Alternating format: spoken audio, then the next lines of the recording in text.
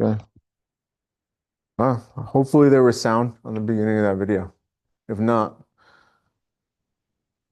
apologize. It should have been picked up by this camera over here. And I wasn't far from it, but it might sound weird. Anyway, all right, now we got to go to three, right? There's two ways we can do three. We can use the left side or we can use the right side. Both of them should be equivalent, right? So let's just have it out.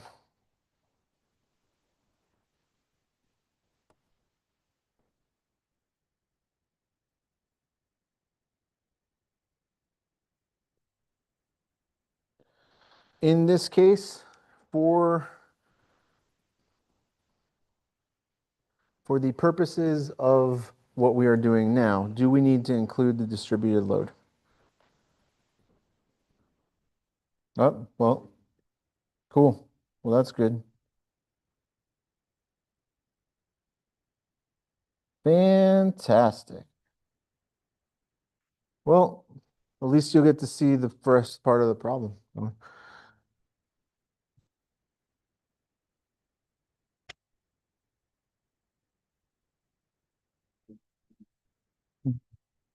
So exactly. It's because of it's probably better that I don't inflame everybody with my theories on sorry, that's not supposed to be 365. Yeah, things you don't want to know about material science by Dr. D. Censor my rant. Unbelievable.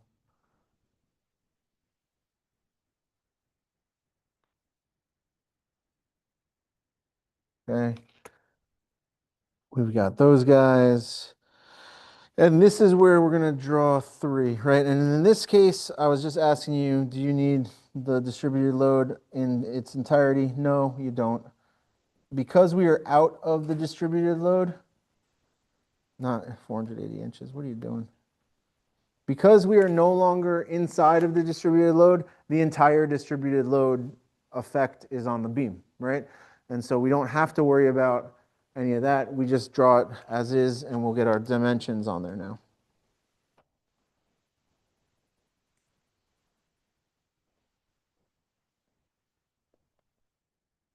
All right, and so here to here is 6 inches, and I should probably draw it here, right? This is 12 inches.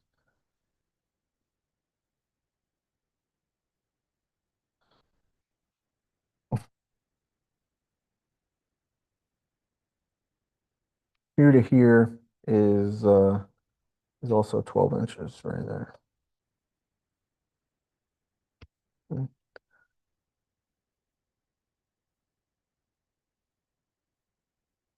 So you could, like I said, you could use the other side and just deal with the 365, right? Like it's a valid approach for sure.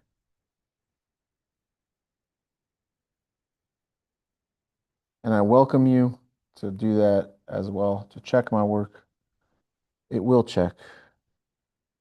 Here we are.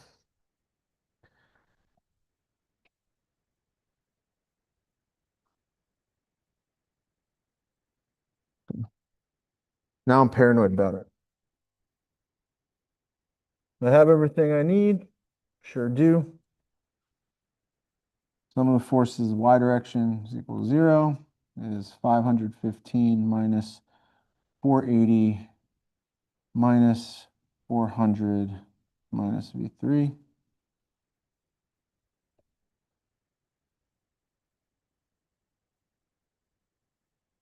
In this case, V3 equals 365 pounds. Is that correct? Negative, right? Negative.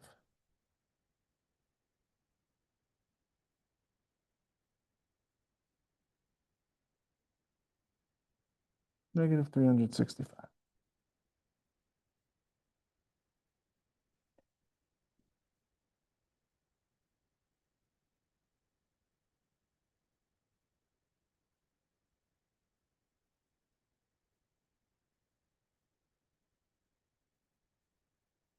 Sum of the moments at 3 is equal to, well, we can use similar setup to the last time, right?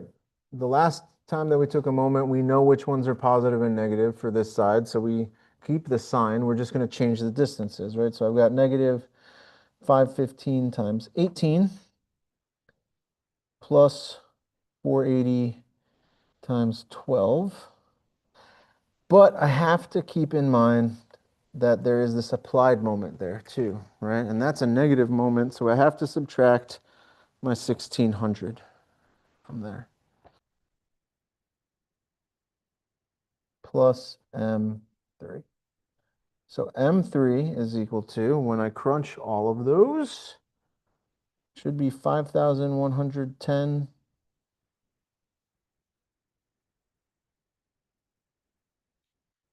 pound inches.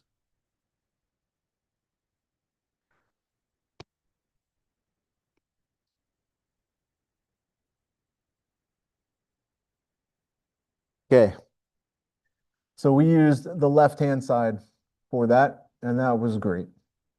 What if we had used the right-hand side? Well, we would check all the things that we just got, right? So question, what's 365 times 14?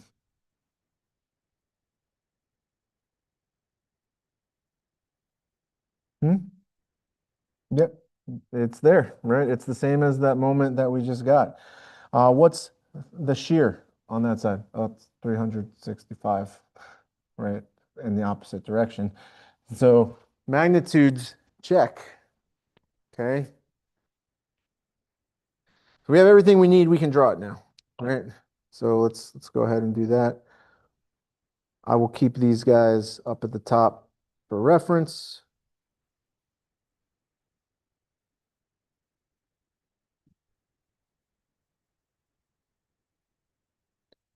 And we'll do the thing.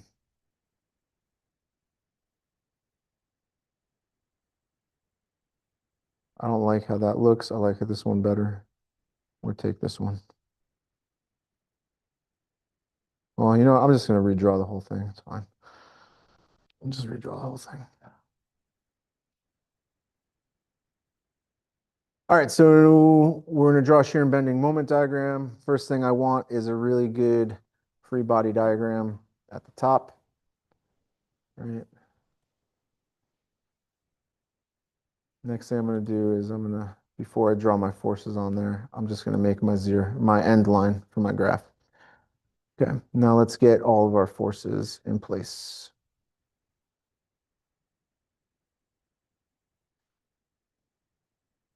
515 pounds, 365 pounds. We have a distributed load that goes here. It's 40 pounds per inch. All right, we have some force here. That's 400 pounds with an applied moment at this point. That is 1,600 inch-pounds.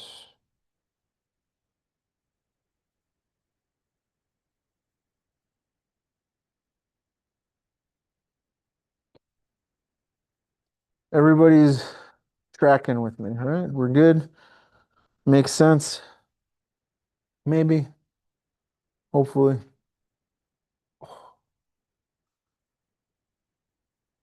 Okay. Put in so to start, we're going to make the shear. Shear is in pounds. Please, please, please don't forget to put your units on your shear and bending moment diagrams, please. All right, I'm going to get in there. I'm going to put some lines on here just to remind us where these distances end, and I got to put the distances on my free body diagram as well. Remember, I'm just drawing straight lines essentially wherever I have loading events, right?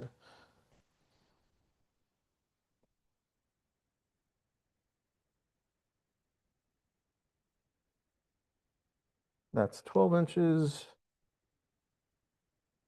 This is 6 inches, and that's 14 inches. Okay. Here's my zero line. The first shear that we have, V1, was 515 pounds. So we'll draw that on here. I'm going to put it right there, 515. I'm going to write 515. I know that all my numbers are in pounds for this. And then what? Well, then it drops to 35, which is somewhere over here. And that holds steady at 35 until we get here, and it drops to 365, and that will hold steady until it gets to the end where it pops back up. So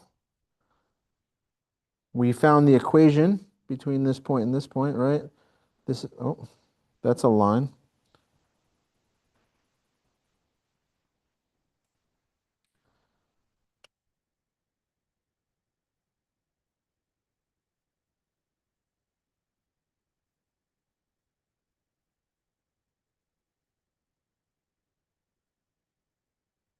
It'll look something like that, right? That's our shear.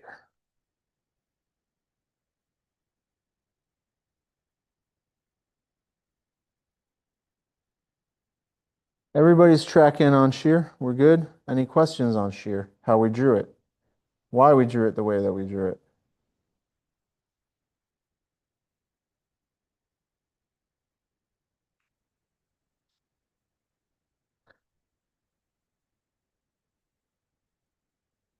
Is that right? Is that right, Isaac?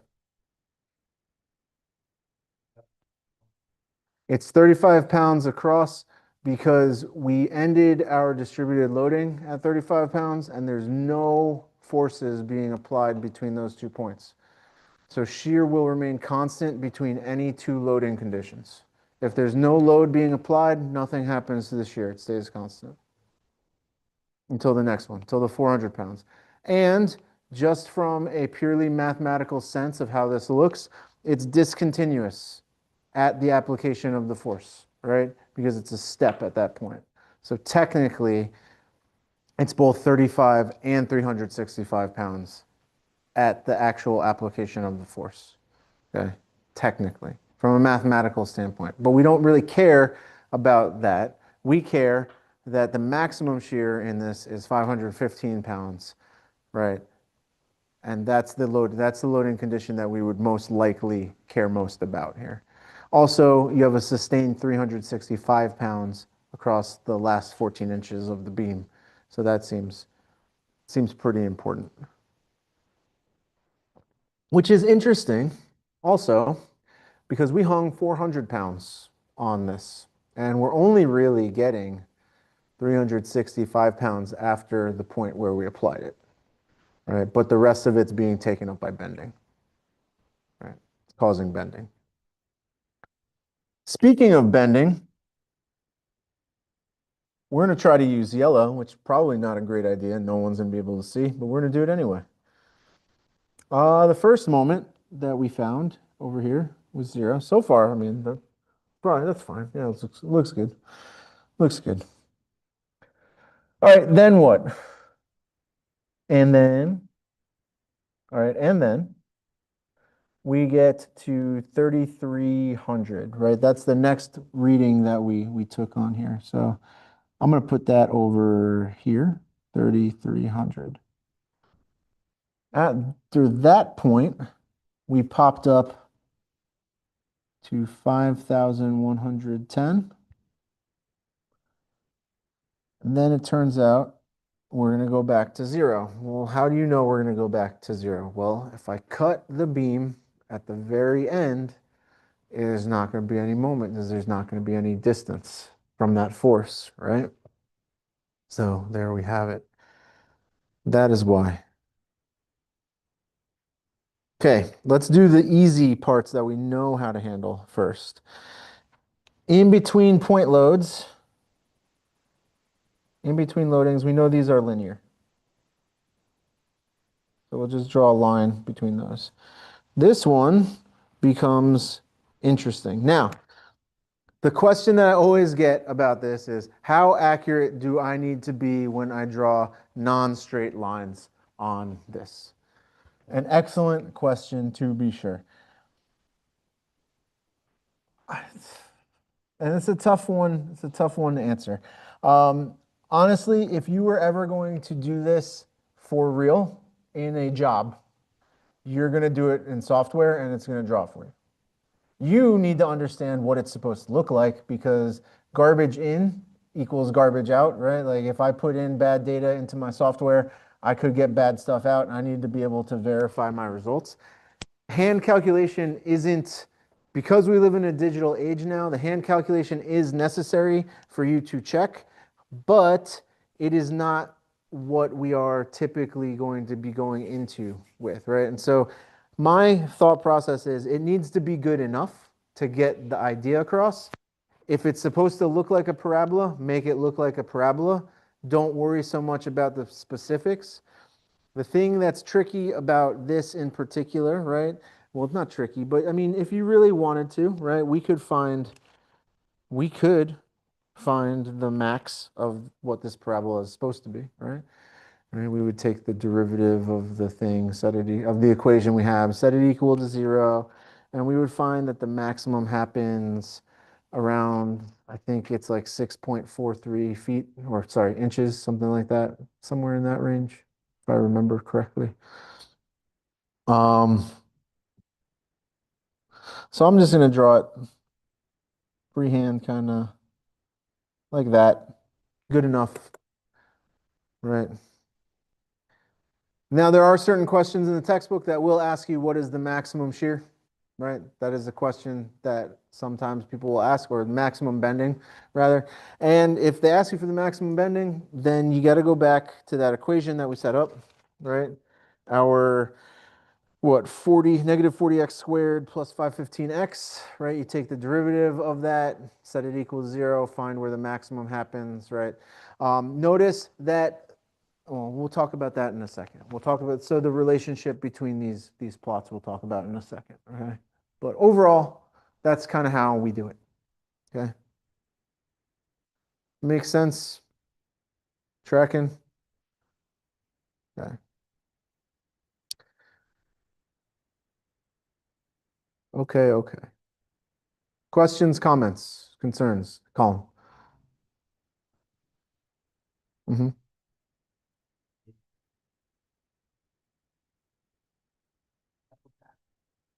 Yes.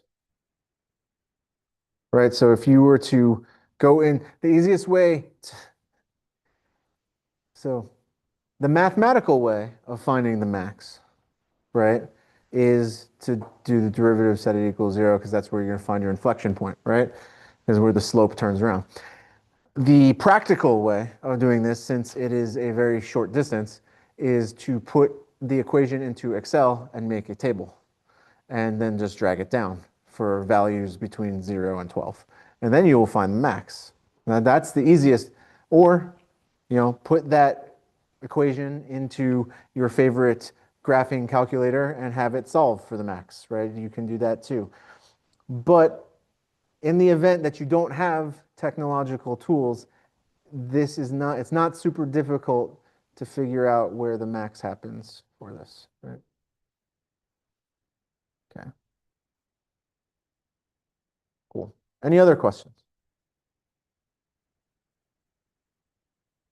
No, no. Once, twice, cleared. All right. That's still the recap from last time. That was a fun problem. I like that problem. It makes it interesting. All right. Homework 5 due in a couple days. Your CLC paper and presentation due this weekend. Please don't not do those. Homework 6 is due next week, and then we have our final quiz. All right, so all right, don't get freaked out. It's not like a final quiz, right? It's not like, but it's totally it's like the last one. I use the word final in the terms of like it's the last thing. Don't freak out. It's gonna be fine. Yeah. That's super comprehensive about everything.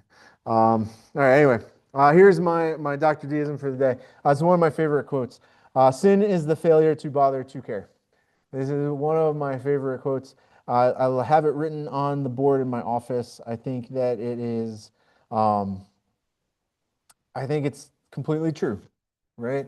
We as humans are called to care for one another, right? And your failure to be able to have the empathy to care for another person is a problem, right? And so keep that. I guess this less of a Dr. Deism. Most of these are like fun, pick you up things.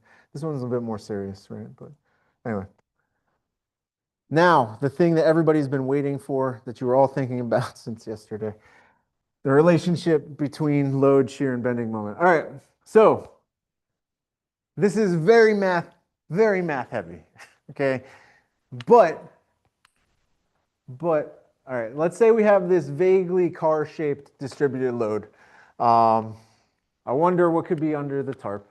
Um, this vaguely car-shaped load, right? And I want to figure out the shear here, right? And so what I'm going to do is I'm going to cut, just like we did before, I'm going to cut an infinitesimally small piece of beam, right? And I say infinite, we're just going to cut some delta x section of beam, right? So this section right here between C and C prime. I'm going to cut that and I'm going to look at it. And on both sides, I'm going to have a moment and shear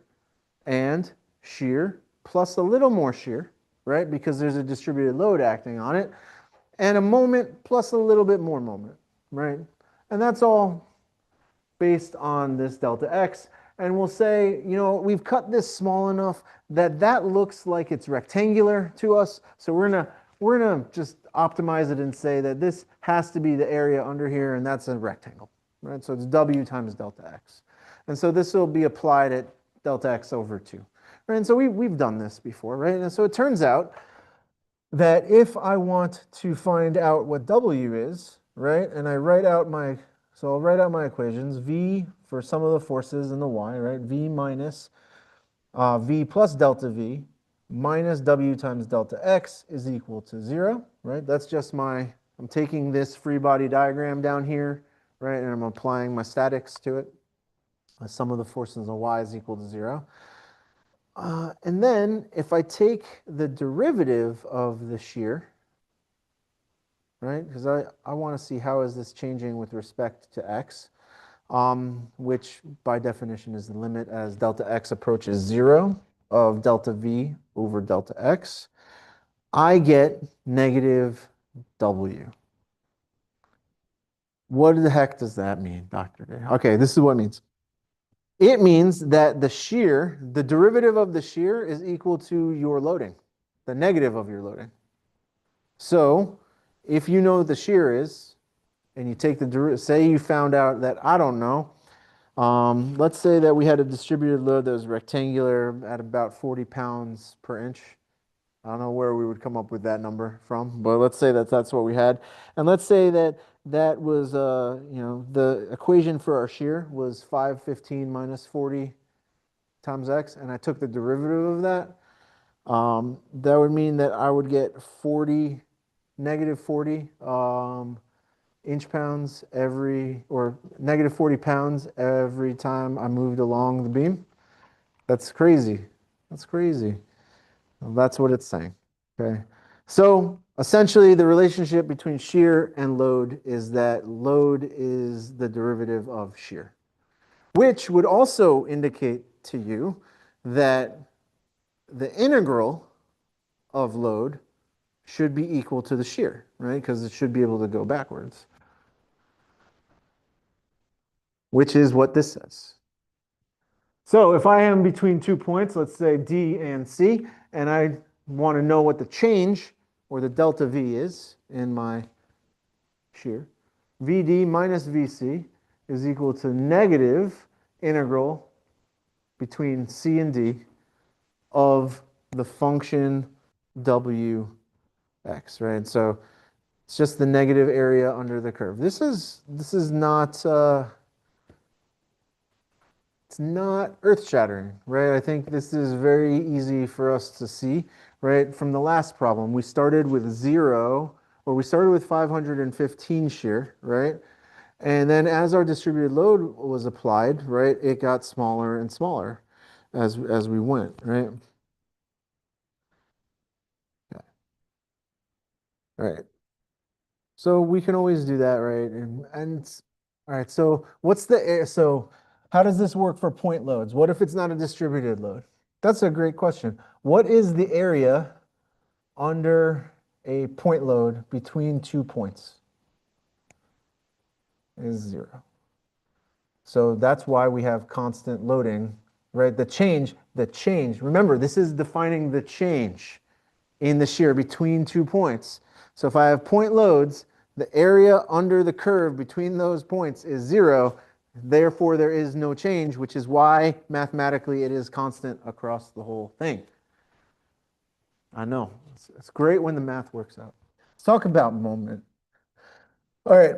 So how is shear related to bending moment? So let's do the same thing. We'll do our shear calculations, or our statics for our moment calculation. Sum of the moments equals 0, which means we have m plus delta m, right, which is our applied. We have negative m over here, which we have negative v times delta x, right? And this extra portion, since we're taking the moment at c prime, doesn't come into play. But we do have to put into play our distributed load, right? And again, remember, in this case, that was we're cutting it small enough that that remains rectangular to our viewpoint, right? So if I take the derivative of the moment with respect to x, right, turns out that I get the shear. Now I want you to look back, and this isn't going to let me do it, is it? It is, okay. So I want you to look back at this, right? Let's go back to that equation that we came up with during our distributed load. What is the derivative of negative 20x squared minus 5, or negative 20x squared plus 515x? What's the derivative of that? 40x plus 515, which is our equation that we had for our shear. So the derivative of our moment is our shear, meaning that the integral of our shear is the change in our moment. This is big. This is a big deal. Why? Well, let's go back for a second so I can have a blank page, and I'm going to do this. What is the area under this curve? Let's do, you know what? Let's do this curve. What's 35 times 6?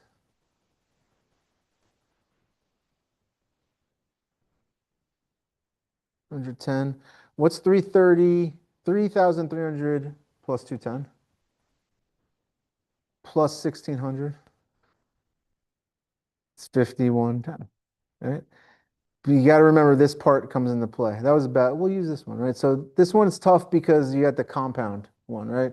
So you've got, if you want the area under this, it's 1/2 of 515 minus 35 times 6, or times 12, sorry. Let's just do it. Let's just do it. Let's just do it. I want the area under this curve, 515 minus 35. That gets me the height of the triangle, right, which is 480 times 1/2 times 12 gives you 2,880. And then you have 35 by 12, right? That's 420. 420 plus 2,880. You guessed it, it's 3,300. So we got the endpoints. Okay, great. Well, that works out really well if I have the shear already drawn, right? So Dr. D, are you telling me that if I have the shear already drawn, all that I have to do is figure out what the area under the curve is, and then I have the two endpoints for my moment? Yes, I am telling you. I'm telling you that 100%. That's how it works. You can definitely do that, right? Also, if you know this up here, right? we can do this, what some people like to say is by inspection, right? And we can just draw the shear, right? So what in the heck are you talking about? Let's get to it and try one. Okay. So we know this, right? Important things to remember. Integral of my loading gives me the change in shear. Integral of my shear gives me the change in moment between 2 points, right? Cool. Uh-huh.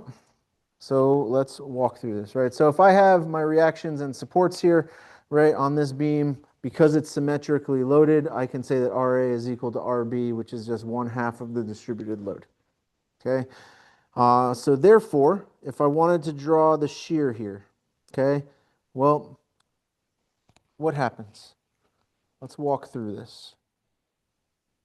Okay, so I'm at the beginning of my beam here, right? This is RA. I get popped up by WL over 2, right?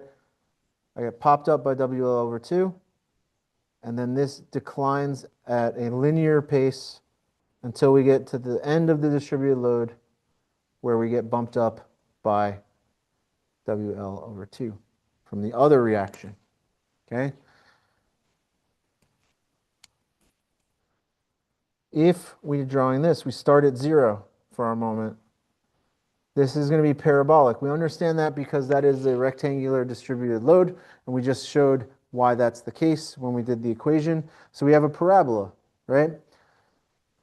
Notice in this case, if the shear is the derivative of,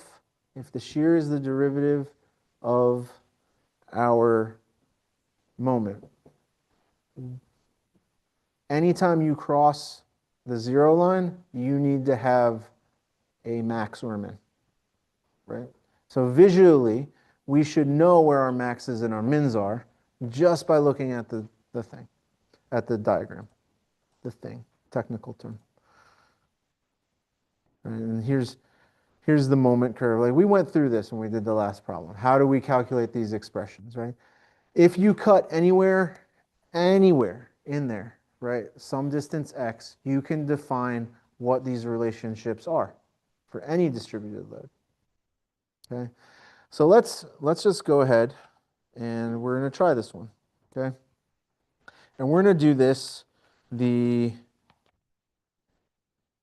one by inspection. As I mean, we can do the cuts too, but let's try this first. Let's see if we can do this by inspection. So draw the shear and bending moment for this. Guess what? You still need to find the reactions. Doesn't change that part of it. So yes, there's relationships between shear and loading, but that doesn't tell us what our reaction forces are. So first thing is first, as per usual, we will find those. So I'll draw my beam. It's a yellow beam this time because of reasons. Mainly because I forgot to change the color, but that's fine.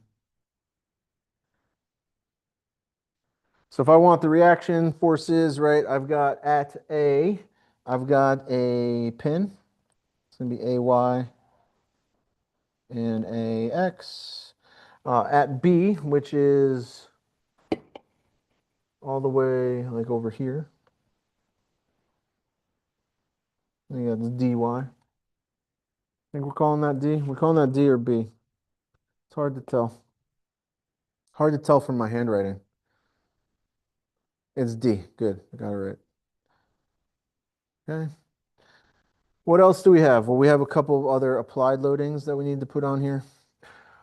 We've got force at B, which is in everybody's favorite unit, the kip. All right. And we have a force over here at C. And then we have a distributed load here, 1.5 kip per foot. Let's get our dimensions on here. Dimensions are 6 feet between here and here. Our dimensions are 8 feet between there and there. And we've got 10 feet and 8 feet. Okay.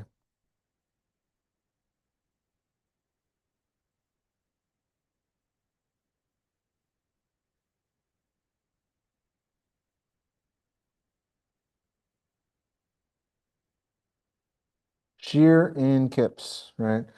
First, we got to figure out our reactions though. Sum of forces in the x direction is equal to 0 is equal to ax. Perfect. Sum of the moment at A is equal to 0.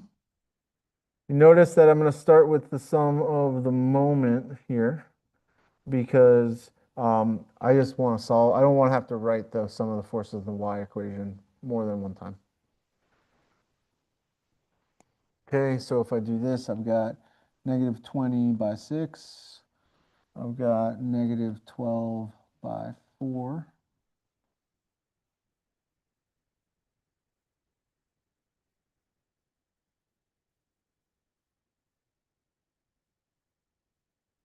Mm-hmm.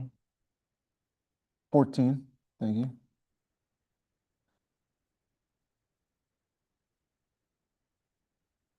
dy times 24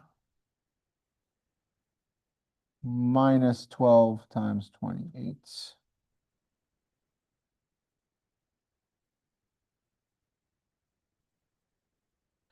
So solving dy gets me 26 kip. And then we sum the forces in the y direction, equal to 0, ay plus dy minus 20 minus 12 minus 1.5 times 8, which is our 12.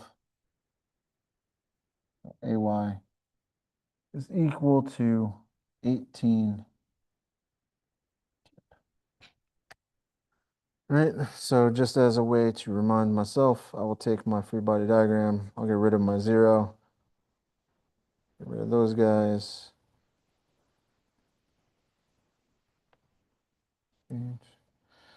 Write them in here. 18 kip and 26 kip. Okay. Let's do this by our newfound methods. Right? We have a relationship between the shear and the loading. Okay? What's the shear going to look like? Well, to start with, this is going to pop up to 18, right? And then the area under the curve between 0 and 6 feet is 0. There's no loading being applied. Well, I guess so the area is 0, right? So this stays constant until we get to this one, until we get to 20. What happens at 20? Well, we stay constant until we get to 20. At 20, we pop down.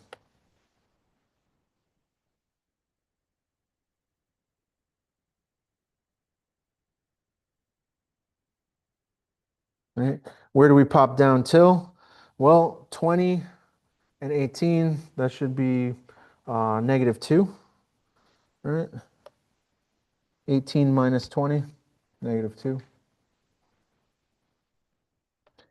It's constant until we get here. Goes down by another 12, negative 14. Constant until we get here. Pops up by 26, which puts us at 12.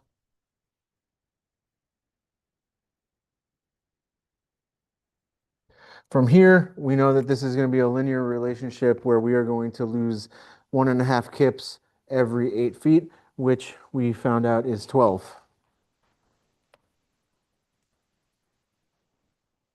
There. Done. Shear makes a lot of sense when we do this, right?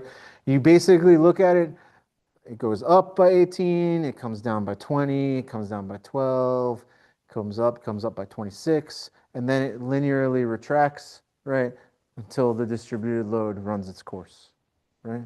Does that make sense to everybody? Is everybody tracking with that?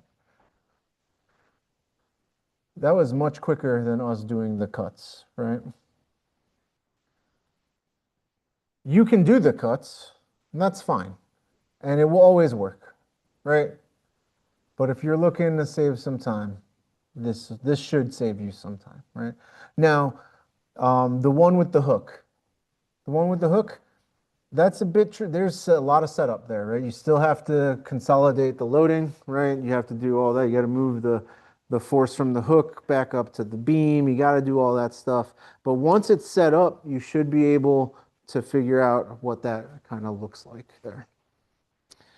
Okay.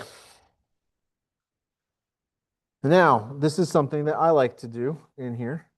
Um, I'm going to write what the area of under this curve is inside of the curve, so I know what it is, right? So 18 times 6, that's 108. Negative 2 times 8 is negative 16. Yes, you can have a negative area, and it is important for you to keep track of whether the area is positive or negative, because that's going to tell you which direction your moment needs to be moving. Because remember, what that really is that's the delta, right? That is how much our moment is changing from point to point. Negative 14, that should be times 10 is negative 140, and then 1/2 of 12 times 8, right?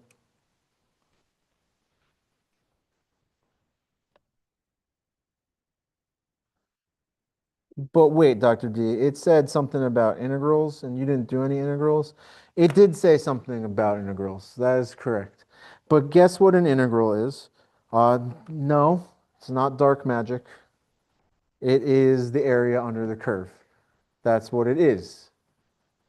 If you know what the shape is, you can calculate the area for it. But what if I get some kind of weird parabola or whatever, third order shape? I don't look up what the area under the curve of that shape is, right? Like just look it up. Just look it up. Where would I look that up? Probably in the table at the back of your book that has all of the shapes. Fancy how that happens. Anyway, next, let's do the moment. So for the moment, I'm going to make the claim. First of all, let's fill out the chart in kip feet. And 0 right there.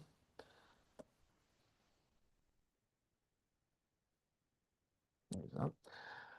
I'm going to make the claim that we start at 0 for the moment. Now you're going to be like, well, hold on. How are you supposed to know that? Well, if I look at this and you make a cut of 18 kip there, right after the 18 kip, you're going to show that it's 0 moment.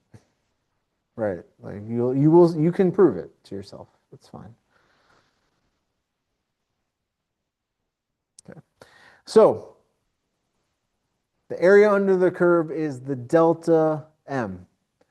And in this case, it's so delta being from the right side minus the left side, right? So that means that it's going to be 108 minus 0, or it'll go up to 108. And that is going to be linear, a linear progression, right?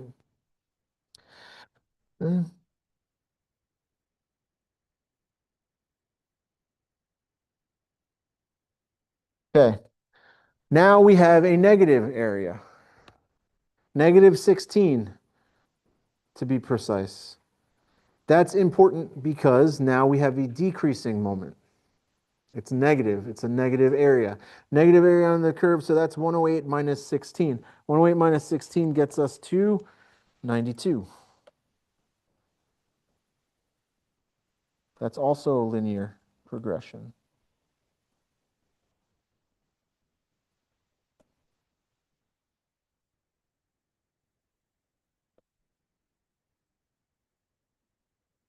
Okay. 92 minus 140. Well, that's going to drop us pretty big. And that's going to go down to negative 48. And we'll connect it with a straight line. And if your straight lines aren't perfect, that's going to be a big problem because they need to be absolutely perfect. So bring a ruler. Parabolas is fine, but straight lines unacceptable. Also, circles need to be perfectly. Anyway, enough of that. Now look at that. We've got negative 48, and the top one is an area of 48. That's going to be parabolic. So is it going to look this way? Is it going to look that way? What do you guys think? Yes, it will go like that ish until it hits the line. And there we go. And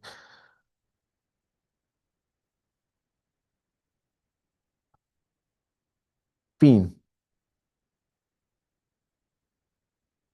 I have the whole problem worked out, right? I have the whole problem worked out with cuts. Now, most of you are going to be like, why would I ever do cuts? I don't need to do cuts ever again. That's what you're all thinking right now. Okay. Sometimes loadings get really complicated. Okay.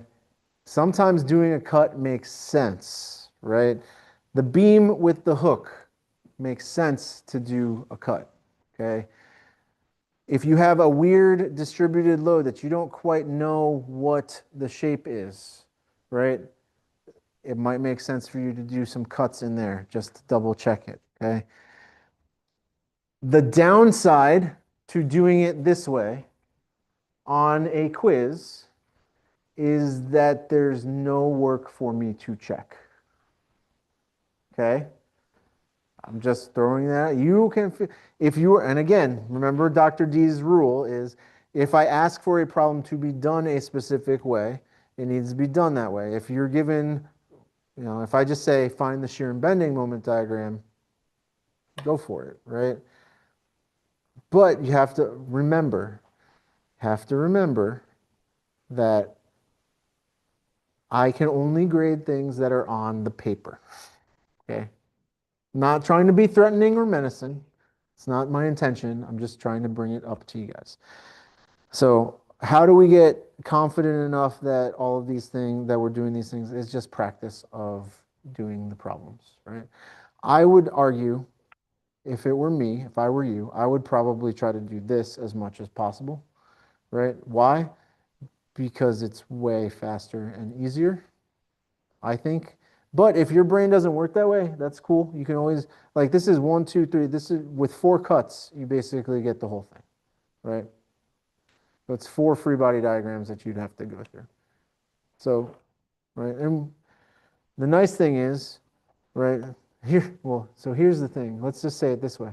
If you guys know me the way that you probably do at this point, you're probably thinking to yourself, how is he going to ask us to check our work for bonus points on the next quiz? Probably having you do this 2 ways. Right? I think that's pretty telegraphed at this point. On the last 2 quizzes, I've given you 3 sets of bonus points for doing problems multiple ways. And then they get to the next quiz, and my plan unfurls, and then nobody was asked to check anymore. All right. Any questions on this before I delete it? Any questions? Yeah, right.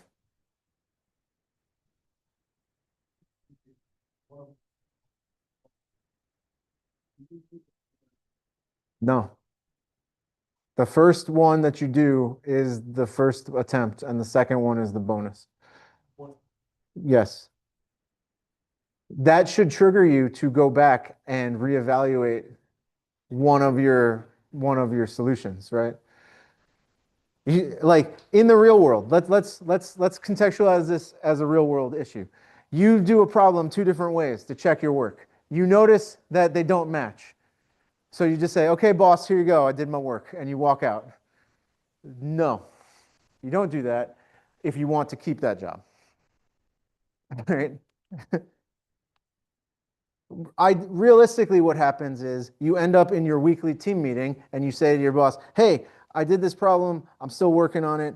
I've been working on this. I checked it. It didn't come out, so I'm still working through my stuff, right? And I will double check it and make sure that everything's, you know, that the newest widget that we want to make isn't going to kill 5,000 people." Yeah, yeah, yeah. Does yeah, yeah, Colin. This doing the bending diagrams first is good for certain type of problems, but sometimes not good. I think it just depends on, I would say it's overall comfortability with what's happening, right? And again, right, if this was a weird distributed load, like let's say it was some kind of weird compound shape where you had like a parabola on top of a rectangle, right? Like that's going to be trickier for you to figure out what is this gonna what shape is that down here, right? Um, And the way that you figure that out is you make cuts inside of there and you figure out what the moment looks like piecewise, right? So like just keep that in mind, right? If you get a strange, and I say strange, but like let's say a novel distributed load, right? Something that's not typical like our rectangles or our triangles. Because even a rectangle on top of a triangle, that kind of that gets a bit tricky too, right? Um, just just keep in mind that sometimes for certain distributed loads, it could be tricky to figure out what shape your load, your shear, and your bending moment take. Mhm. Yeah. Here's another one, or something like this, right? Um, well, before we get into this, I won't go back here. So if you were asked for the maximum shear here, you would say it's 100. You would say that it is 18, right at the beginning. That's the maximum shear that we have in this beam. And if you were asked for the maximum moment, you have 108 kip feet of bending moment at 6 feet from point A, right? So just keep in mind, I think there's a couple homework problems that ask you, like you should be trying to pick out what those are. Now, let's say that this was something ridiculous and it came out to like negative 300 on the bending moment. That's your maximum bending moment. The direction of it doesn't matter.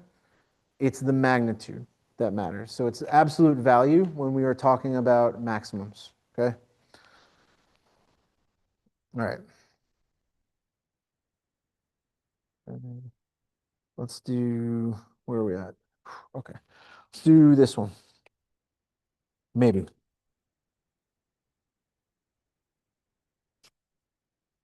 No, those cables. Yeah, there we go. All right, so this is super fun, right? Because everybody loves when there's no numbers in problems. That's like everybody's favorite thing. There's no numbers. So sketch shear and bending moment diagrams for the cantilever beam as shown below. Okay.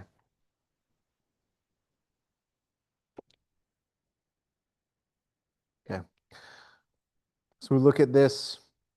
We're like, that's a triangle. Okay, that's the only loading. Got some. All right, let's go after our let's take a look at our free body diagram for the whole thing. We want to get those reactions. So I got this.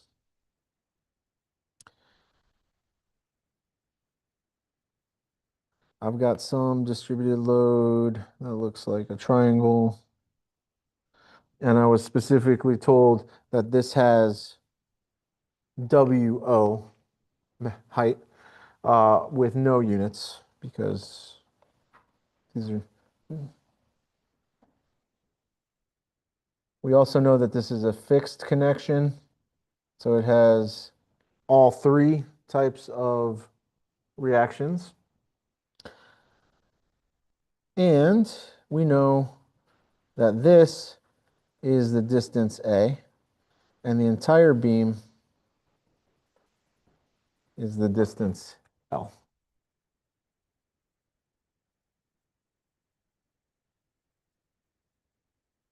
Did I get it all? Yeah, fantastic. I mean, it's not great to scale or anything, but that's fine. That'll be fine for right now. So we could do cuts, right? That would be something we could do. Let's just start by finding the reactions. Oh, never mind. We're not going to do that one right now. We'll do that. We'll do that next class as a way to break the ice. Break some time. Oh, 0. CX goes away, right? That's great. Good for us to know.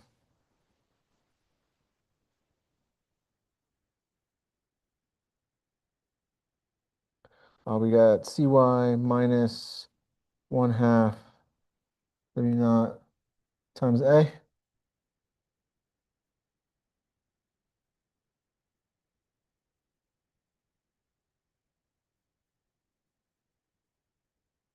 Cool. That's good to know. Right, that makes sense because we only have two y direction forces, right? We've got the area under the curve for the triangle, and we've got CY. So they have to balance each other. And then we have this moment. We'll say the sum of the moment at A. A is over here. No, that's a bad choice. I don't want to do that. What I meant was at C. Like I said, sum of the moment at C.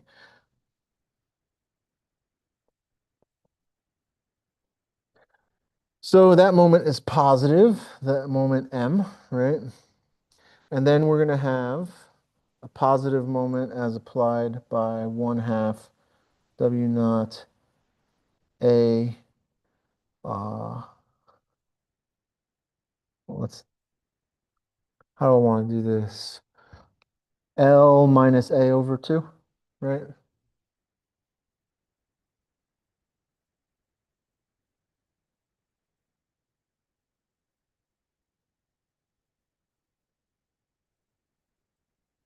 That's fun.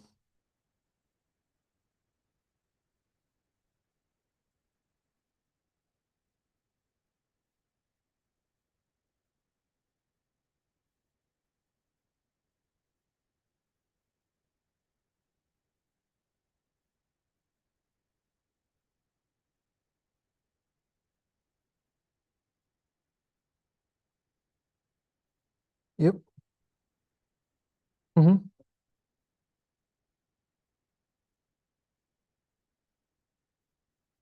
Yes, we would. You're right. Sorry. Not a silly question. To get the force, we need WO. Yeah. So the force itself is here and is 1/2 WO times A. Stupid pen button.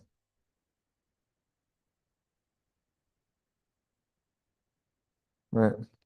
That's the force itself. So this is times A. Right. So again, it's the force times the distance. Our force is 1/2 W naught times A, right? Because that triangle has an area of 1/2 times W naught times A.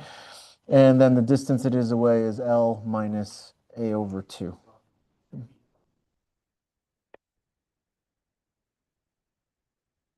Ooh, good point.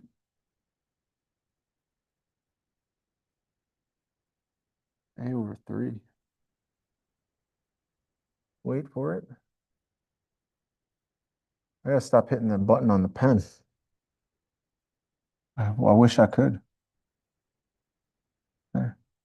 That is A over 3. You're right.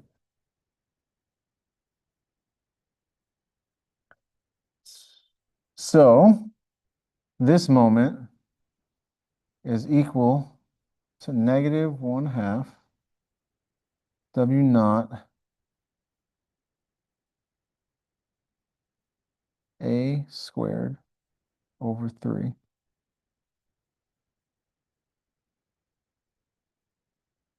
Let's see. That's actually positive. All right, hold on. Let's do the math out. If I bring this over, right, this becomes 1/6 W naught A squared, right?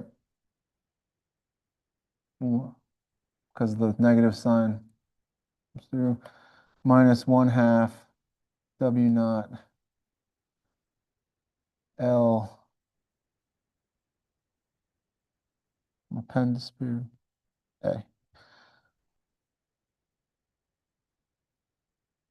Yeah, that's fun.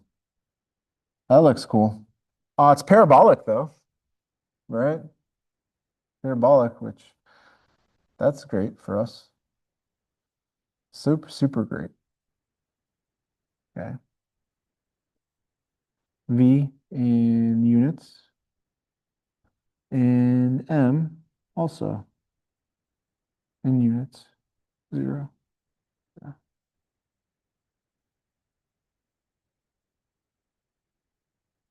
Okay. So what the heck?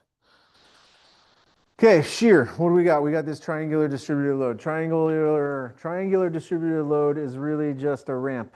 How do I define the equation of a triangle or the ramp of the triangle? What is it? It's a linear relationship, right? So if I have a linear relationship, if the integral of a linear relationship becomes a quadratic, so this is now a parabola, right? It's a parabola. That's a parabola. That's gross. All right, let's draw it anyway. It's going to start at 0. Why is it going to start at 0? Because if I actually did a cut there, right, at the very end, we don't have any forces developed, and so it's going to be 0. Also, the distance is negligible. As we move through, right, as we move through this, we are going to end up with what? Well, we're going to end up with 1/2, or, yeah, 1/2 W naught. Well, let's keep going with it.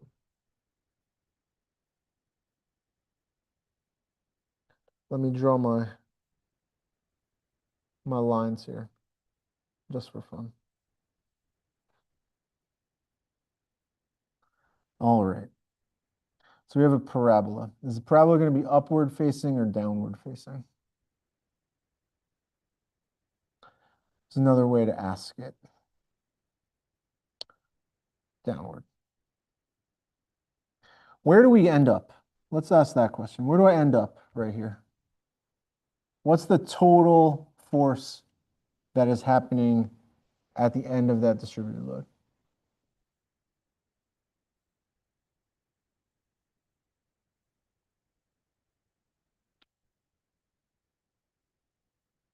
If that was 7, how would I find out? If it was 7 units per unit, how would I convert a distributed load into a force?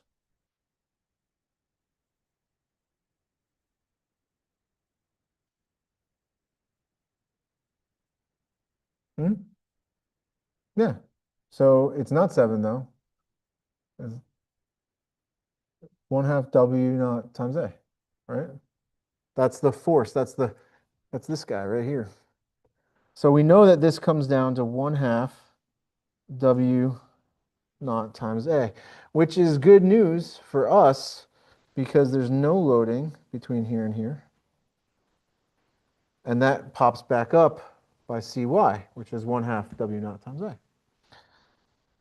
Okay, which is cool. because that's just constant through there.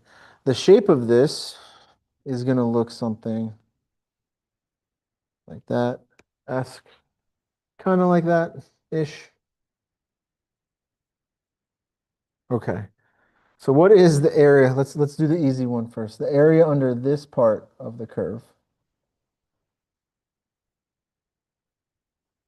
1/2 W naught A times, well, times L, right? It's just a rectangle. So, so what? So we need to figure out, right? That's going to tell us about our moment. But what's the area under that parabola? It's the area of a parabola. Nobody knows. That's not something that they teach us, and they told me I don't have to memorize that. So, right? It's not the first time we've used it in this class, but if you were to go to your textbook, you could find out what the area of a parabola is, and it turns out that the area of that parabola is, I'll just write it down.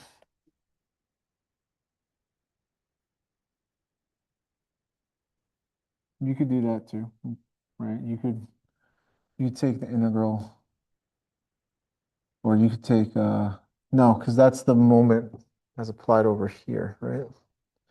It's not the description of it. You could come up with the equation of the line, right? And you could integrate it to figure out what the equation is for the moment, right? You could do all that. Or what we're going to do is we're going to look up the area of a parabola, which is readily available to us. Yeah, Barrett. So it would be L minus A. Yeah, sorry. I'm all out of sorts right now. This is L minus A. Correct. Thank you.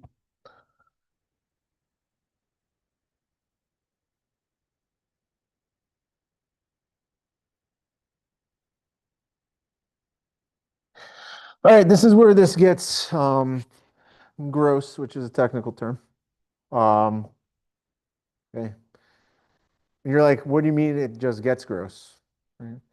So I would argue that this is one of those ones where doing it by inspection, which is what we're calling this, might not be the best way to go, right? But we're doing it anyway, because reasons. What happens if I integrate a parabola, a quadratic function? What do I get? A cubic. And a cubic has sweet, kind of looks like that ish, maybe a little bit more, depending on how you draw it. Um, depending on where we're at in the function. I'm going to claim, once again, and you guys can prove it one way or the other, this moment starts at 0.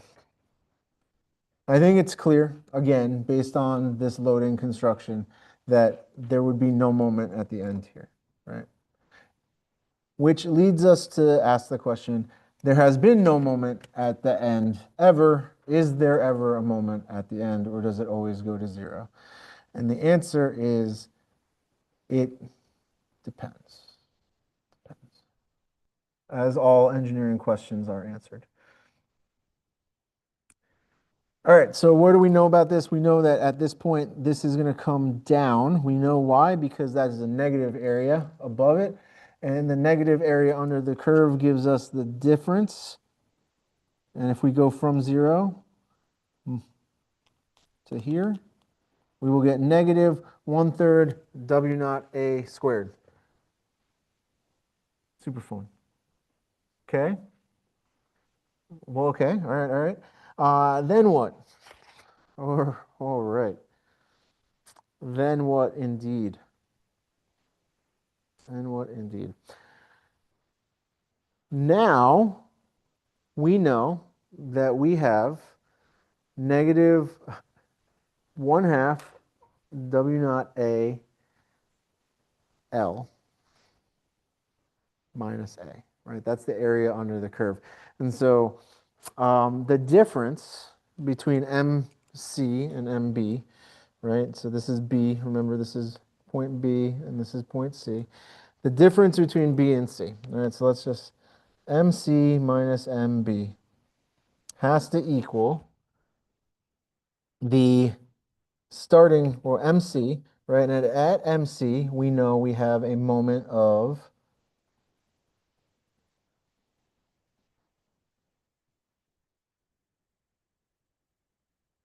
right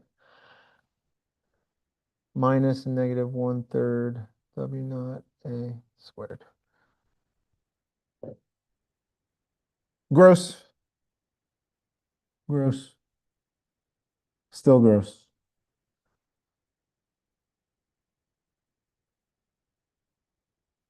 Why is that? How do we know those things? Well, we calculated what the moment at point C has to be, right? It is this applied moment. So we know where we're going to be at C, right? And we know this. And I'm proposing that that is a difference of this, right? I'm proposing that that is a difference of that. And that's what we're going to probably get out to check it, right? So we're hoping we get something that looks like that when we check this, because that should be the difference between those 2 points. Let's kind of put it out though. If I multiply this out, I should get that. Yeah. Sorry, this should be LA, and that's A squared. Well, that's looking kind of promising from our standpoint right here. All right, so what are we gonna do? I'm gonna change. I'm gonna say that this is what do I got? So doing the math out gives me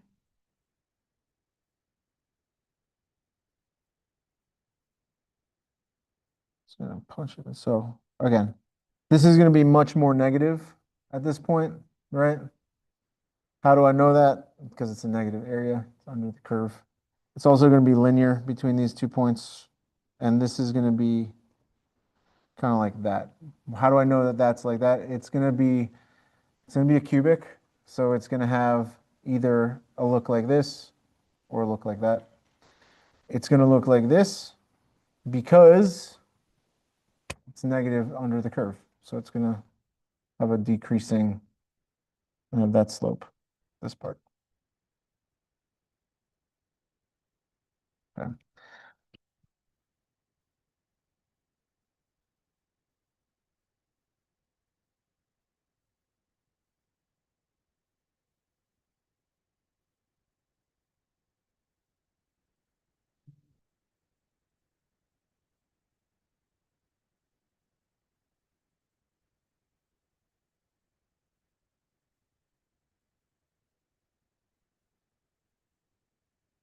Enough stalling. We just did it. What did I do? I made the 1/3 into 2/6 so that I could have common denominators because that makes life of adding fractions much easier, right? Everybody loves algebra for sure, 100%. It's the best. Look, it checked out, right? I got the area under the curve when I subtracted the two. So here we are. Do you even need to do that part? Not if you're just asked to do the shear and bending moment diagram, because by finding the reactions, you found out what that moment is supposed to be. This comes back up. This is gross, though. Is that any easier if we are given numbers? I mean, maybe, but maybe not. This still comes into play, right? So you still need to figure out what the area of the parabola is, right? You still need to figure out all that stuff. So by inspection, maybe not so great for something like this until you get a few more under your belt, right? Practice always helps with these for sure. Can you do cuts? Sure. Does that alleviate the algebra that you need to do? No, it doesn't. It just means you're gonna have more algebra to do later. Right. Anyway. But what it will do is allow you to get the equation for this line, which you can then integrate to get the next one. You can integrate to get the next one.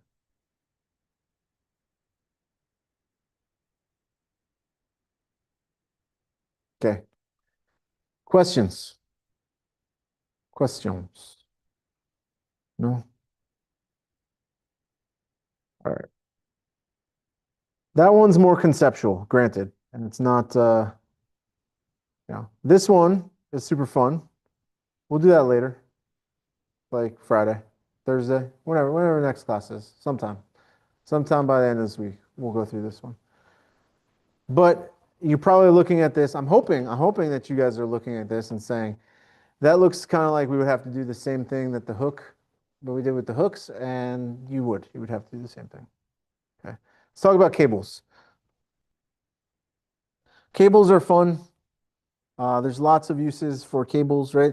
Uh, Here's the deal with cables. Applied structural elements in suspension bridges, transmission lines, aerial tramways, guy wires, and high towers. For high towers, excuse me. For analysis, we assume the following. A, concentrated vertical loads on given vertical lines. The weight of the cable is negligible. The cable is flexible, i.e. it is resistant to bending. It's small, so it will bend, right? It's allowed to flex and bend. Why is that important? Because really what we are solving for in these problems is the shape of the cable. That is really where most of the time they'll be like, well, what's the lowest point that this cable will drop to, right? Identifying Y1, Y2, Y3, etc. Portions of the cable between successive loads may be treated as two force members. That's a big one. So essentially, this becomes a mini truss, right? So you can do pins at each of these connections. You can do method of joints at each of these connections, which is great. You're not thinking, but it is because it's something you know how to do, right? The goal is to determine the shape of the cable, like I said. So let's look here, right? So here's why doing it as method of joints is fun and helpful.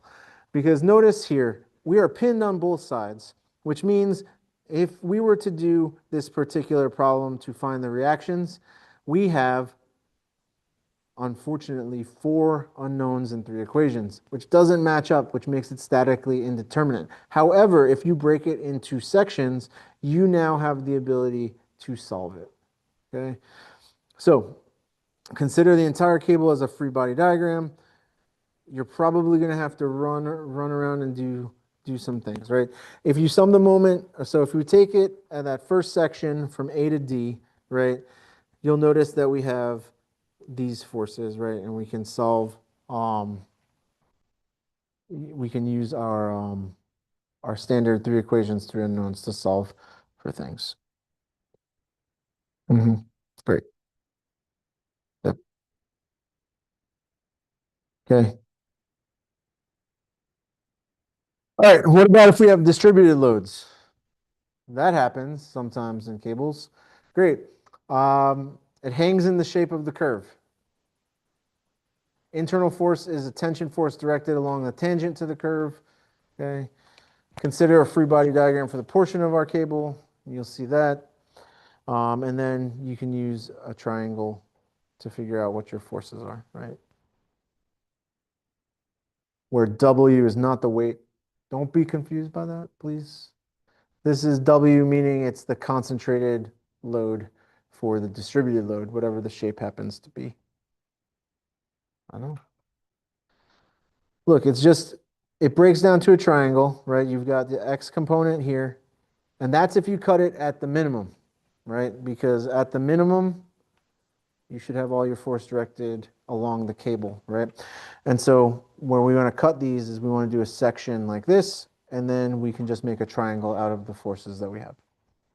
All right. Yep. Great. Tension is minimum at the lowest point and maximum at the highest point because cables. Because cables. We're not gonna watch the video right now. It's fine. Don't have time. Come back to it later. Also, it's great that we can't see any of this writing over here. Really appreciate that. Thanks, PowerPoint. Bill Gates, get on that. Parabolic cables. Well, how's that different than what we just saw? It's different because in a distributed load, it doesn't have to be parabolic, right? But if we have one that is parabolic, um, it's just a uniform distributed load. We do it the same way that we would any other, right?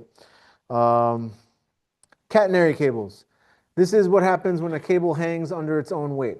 The weight of the, so we have attached these things. Maybe you use too much cable. I don't know. Maybe Maybe it's just a really heavy cable over a long distance and you didn't put a support in the middle and it just hangs there, right? And the fun thing about catenary cables is this, because it's hanging under its own weight, well, we always disregard that. It's true. We have been disregarding that, but what if you can't? When would you not be able to?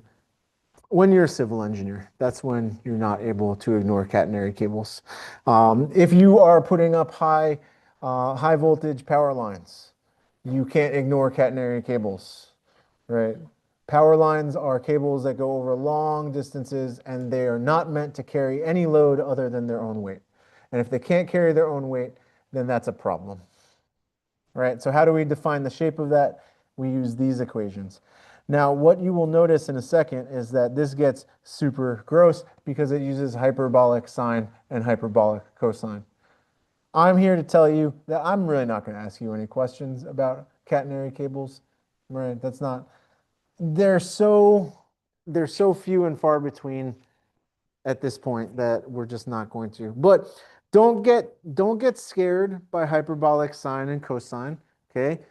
It's just what happens when your triangle has a curved hypotenuse. That's just what happens.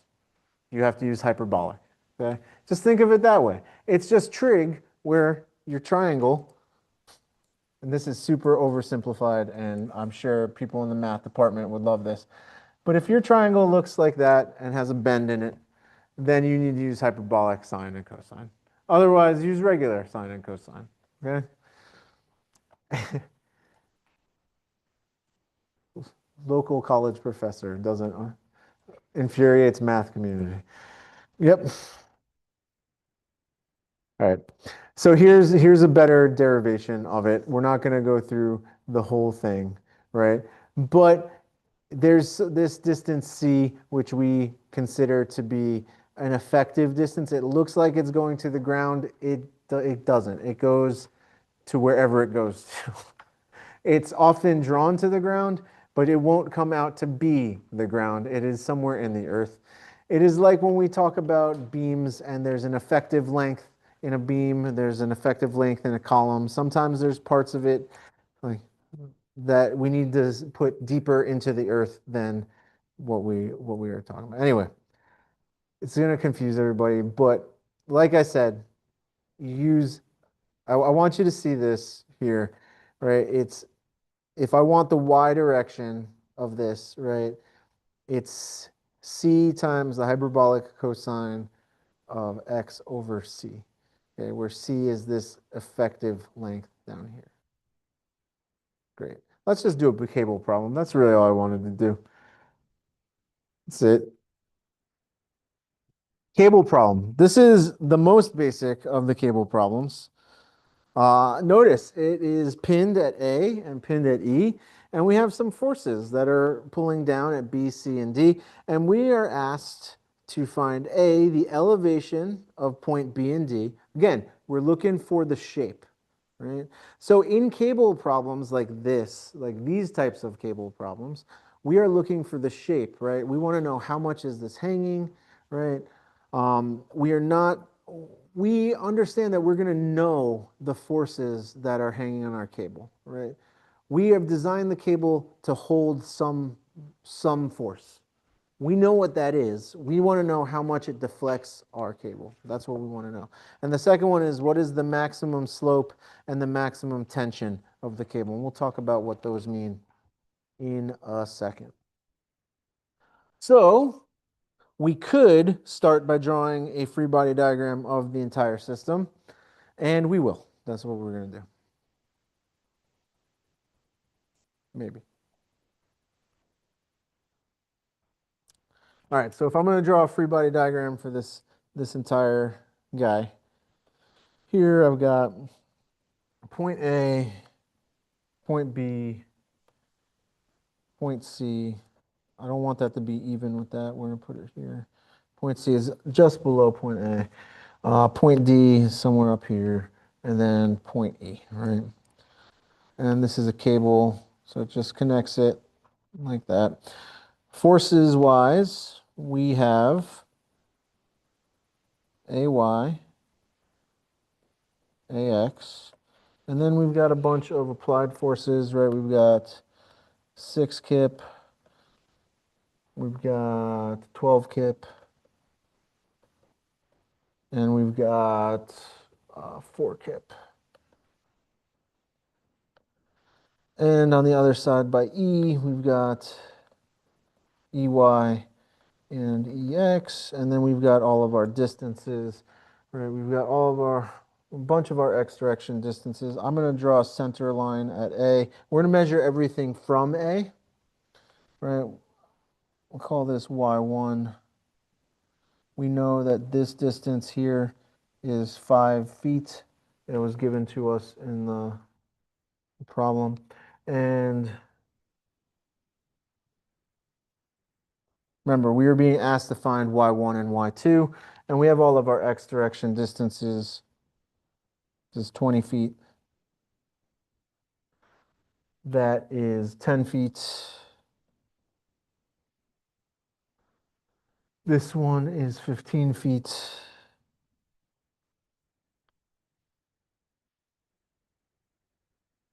And nope, did I mess that up?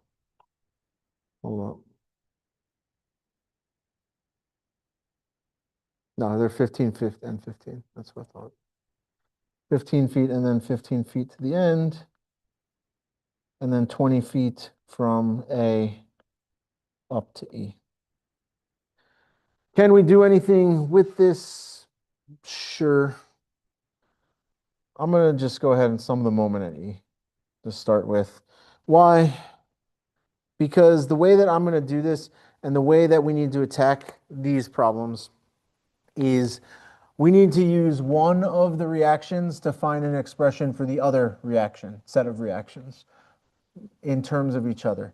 And then we're going to go, so I'm going to solve for AY and AX. And I say solve for, but I'm going to solve for an expression with only AY and AX. And then I'm going to move down to point A, and we're going to do, I'm going to move down to point B, and we're going to start doing some things. How are you supposed to know that? Just start doing what you know how to do. So we get 20 AX minus 60 AY plus 40 times 6 plus 30 times 12 plus 4 times 15. So we find out that AX, 20 AX minus 60 AY plus 660 is equal to 0. That's what we find out. And we'll leave this as equation 1. Okay. I'll label these two because they're labeled A, B, C, and D.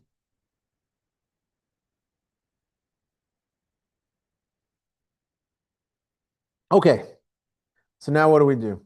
We could write another equation and try to find EX and EY. I would argue against that because it's not really going to help us. And frankly, the only reason why I did AX and AY is because I'm going to start at joint B. So we're going to cut this. We're going to cut this somewhere in between B and C. In fact, you know what? We're just going to cut it right after C. We're going to start there. So if I cut this after C and I draw a new free body diagram, I get A to B to C, right? What am I left with? Well, I'm left with some force that I'm going to call CD. right? And it's a cable, so it has to be in tension. There's no compression. Has to be 100%. Now, why would I do this way? Because I'm a genius, number one. Also, because that's I've done a lot of these, and that's how you do it. So what's the point, right? What's the point? What do I know here? I've got a couple of things, right? Let's draw all of our forces on here, right? I've got AX and AY, and I've got 6 kip here, and I've got 12 kip here, right? And that's all my forces, and I know these distances from here to here. That's what, 20 feet and 10 feet. And I know that this distance from here to C is 5 feet. And I know that this distance is unknown as y1. I want to find y1. So it seems like a good idea for me to start at C maybe. I don't know. So first thing we're going to do is let's do our statics, right? So sum of the forces in the x direction is equal to 0, is equal to ax.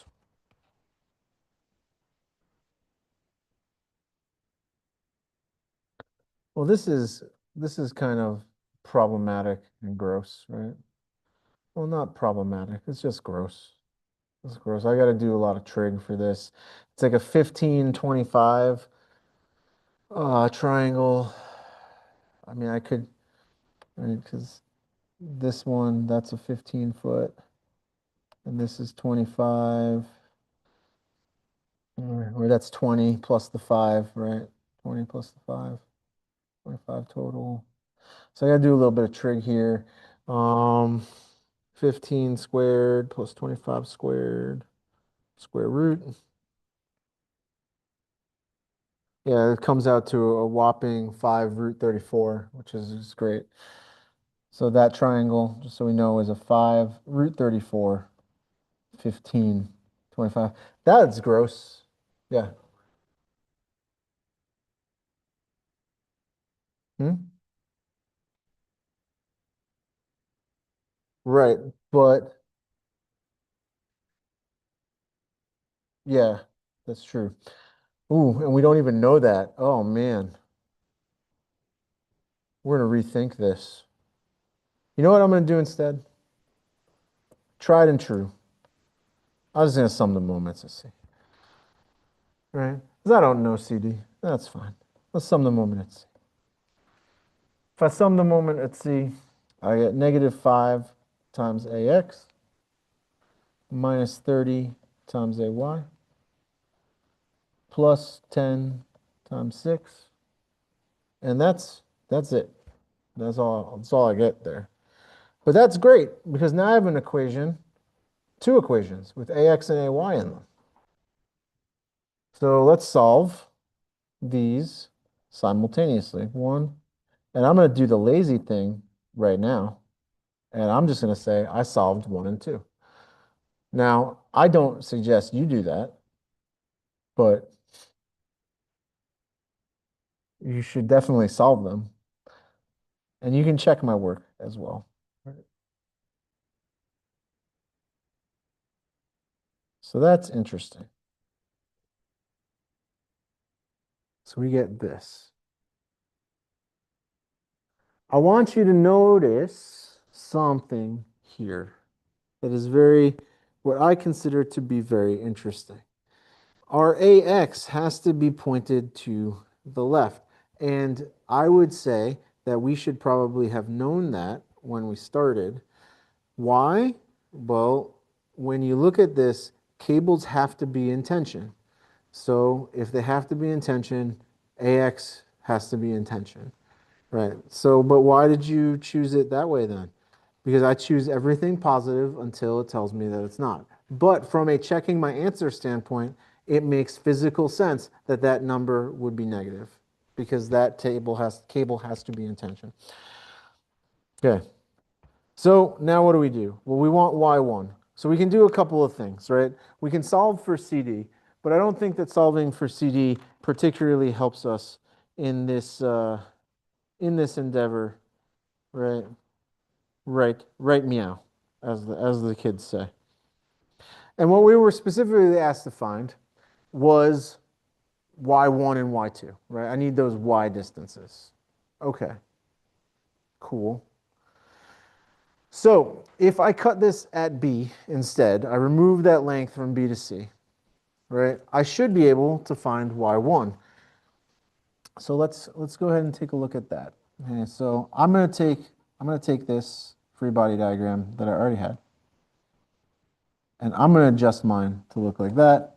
You guys will have to redraw it because, sorry.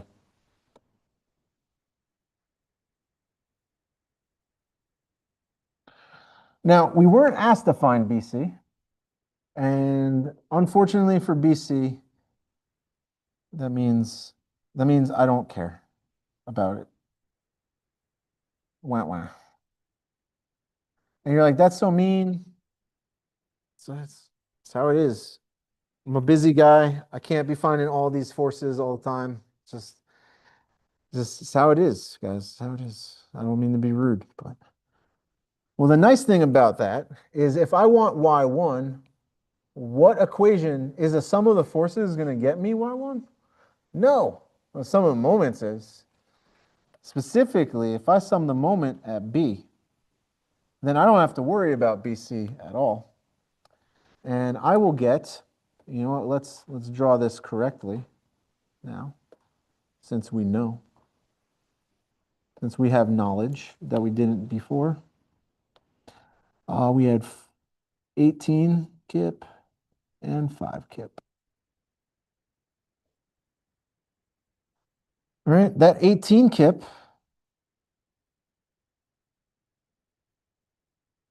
is going to be a positive moment, and it is going to be y1 away.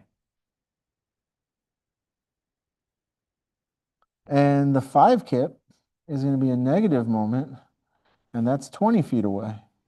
And notice that we can solve directly for y1, where y1 is obviously 100 divided by 18, which is 5.56 feet, obviously, without a calculator. Calculator is not necessary.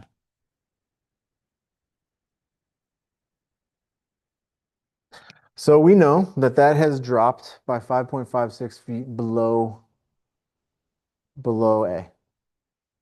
That's the distance that we are away from A. We can do something very similar if we now cut everything at D, right? We just solve for YD right away. So let's go ahead and try that out for size.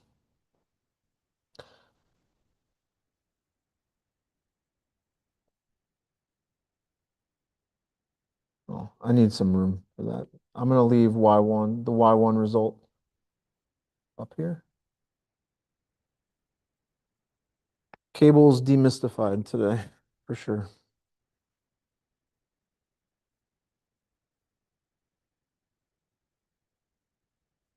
I'm going to do the easy thing. I'm going to redraw this on my FBD. And that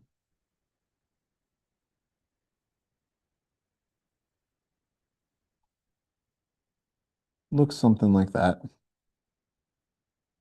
where this distance is Y2. I know it's not drawn to scale. It's it offended so many people, I know. 12 kip. 4 kip.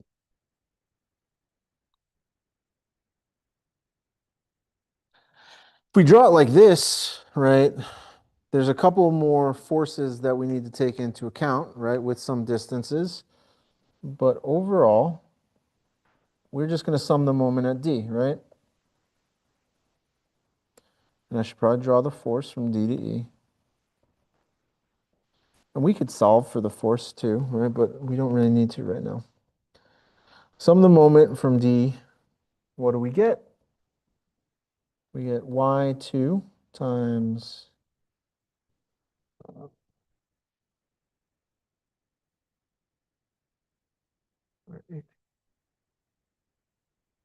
y2 times 18. Remember, it's from A, right? So the AY distance, that's the AY force.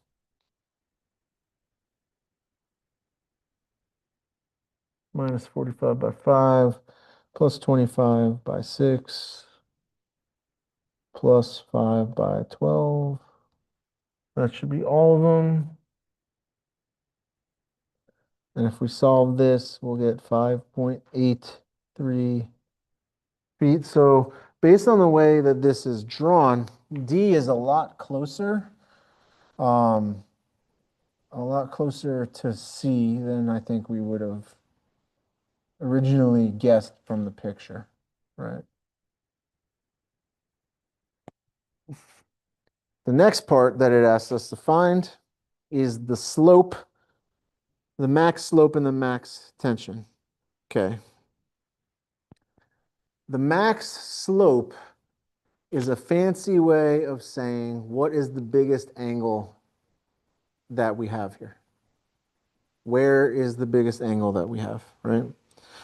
That's a fancy way of saying that. Maximum tension. Where is maximum tension going to occur in a cable? Is it at the lowest point or at the highest point? It's at the highest point. So we're going to be looking at E to D, right? Specifically, we'll just look right at E. The maximum slope should happen in tandem with the maximum tension, right? So think about it this way. The maximum tension is the most amount of force. If I have the most amount of force in a place, that is going to cause the most amount of deflection. The most amount of deflection means I have the most amount of slope in my line, right? Slope just being the the rate, the rise over run, right, or the angle.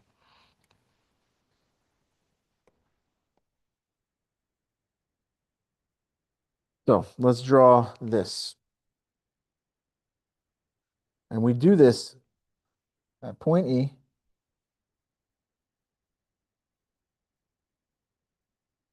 And that is D, right? Well, let me do it this way. E, D, there's a line between the two. Some angle theta. Like that. And then we also have some force that we're going to call DC coming over here. Right. Great.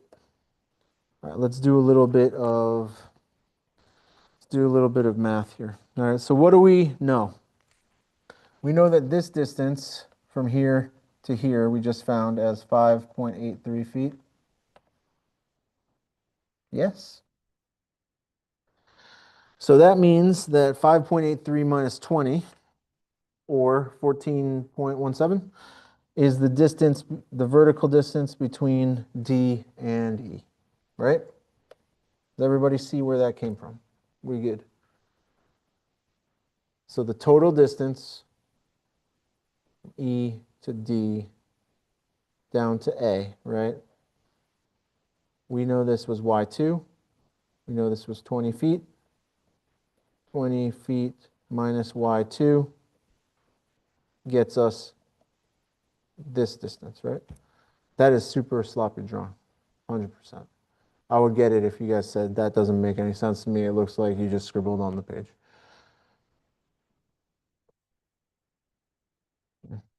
Does everybody see where that 14.17 feet comes from? Yes or no?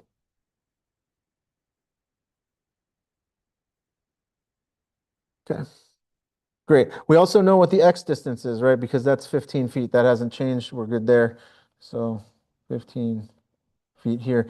Guess what? If we want the angle, okay, well, the tangent of theta is equal to opposite over adjacent.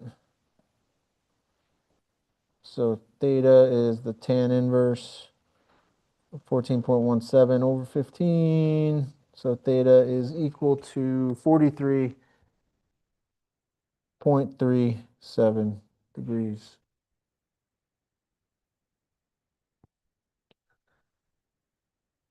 Okay.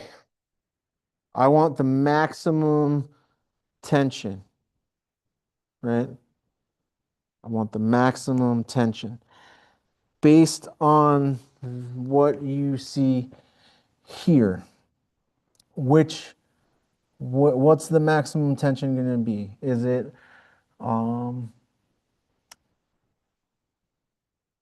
there's a couple ways, like, so we want the maximum tension in this line, right? In this line. Yeah? So that tension probably looks, if I had to draw a force, would be like that, right? But we could probably break it down as EY and EX. Yeah? Yes? Okay. So let's be clever about this, given the things that we know. If I want the maximum tension, which is going to be the hypotenuse here, I know this angle theta.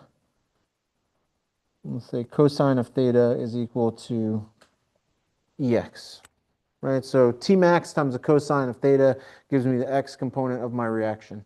And you're like, well, that's gross because we didn't find the X component of those reactions. What X forces do we have here? Let's go back to our original free body diagram and let me sum the forces in the X direction. We get EX minus AX, right? Because we know this is actually pointed the other way. So let's draw it that way.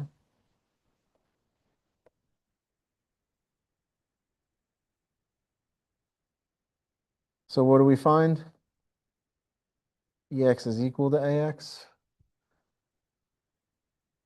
So we can say that Tmax is equal to AX, which is 18 kip divided by the cosine of 43.37 degrees. Maximum tension is equal to 24.8 kip. Fiend.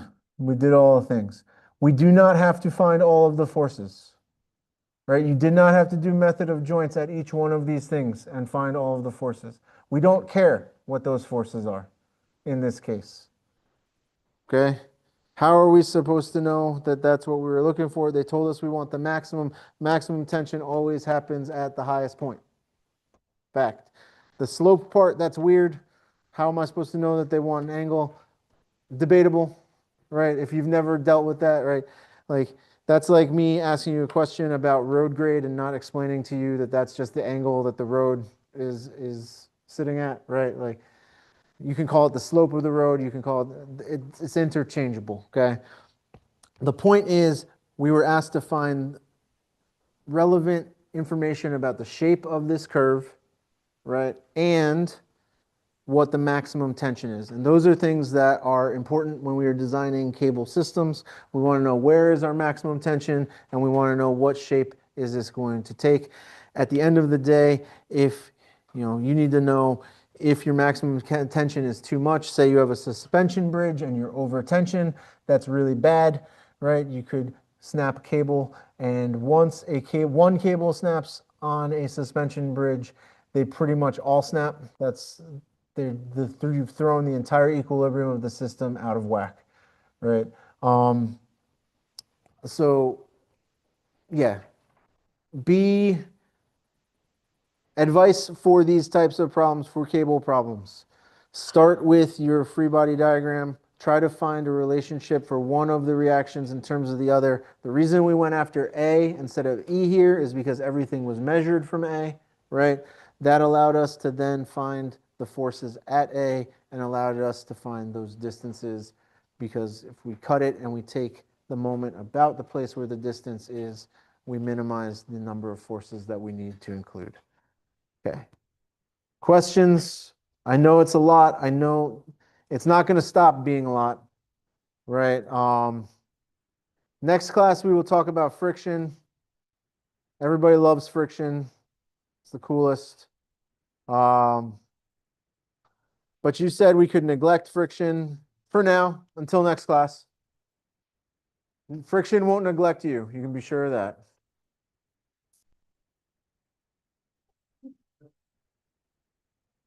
Yeah, thank you. Bless you.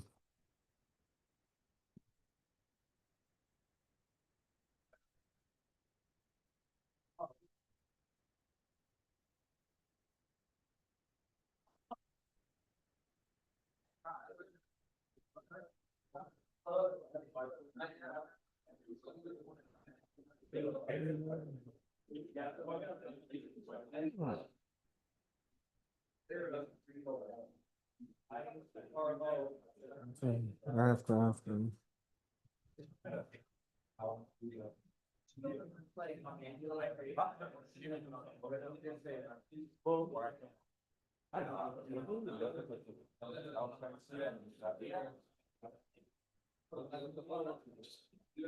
So heads up, guys, I am going to drop a buttload of example problems with work in the announcements at some point this week.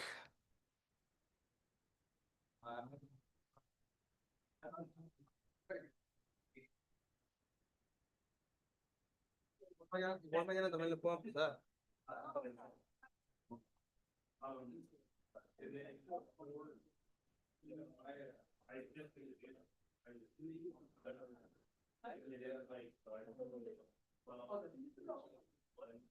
No. Might be a dumb question, but for the wind force, can we just put it in one spot? Since like that's the total force, if you want it in each one. That is a great question. So what do you think is, so it's typically would be a distributed load, Yeah. right? So you can definitely treat it two-dimensionally, but I would figure out where that gets applied based on the loading that you think Okay. it would look like. And then for three-dimensional, so obviously we'd have it like, if this was the end we were putting it at, it would face that way. So like for the inner, like this area over here, we would still have it that way, like, so yeah, okay. Yeah.